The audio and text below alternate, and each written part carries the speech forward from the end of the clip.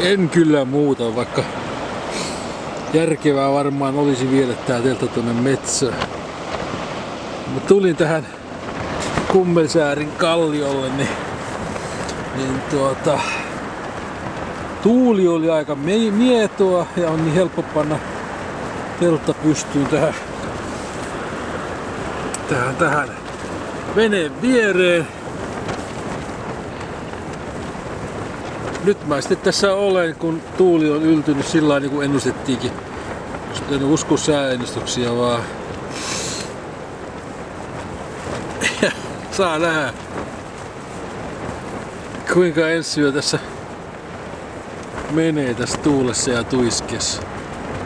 Kyllä tää nyt selvästikin vetää tänne sisälle, että ei saa mitään noitten helmojen päälle laitettua painoa. No, ei tähän kuole.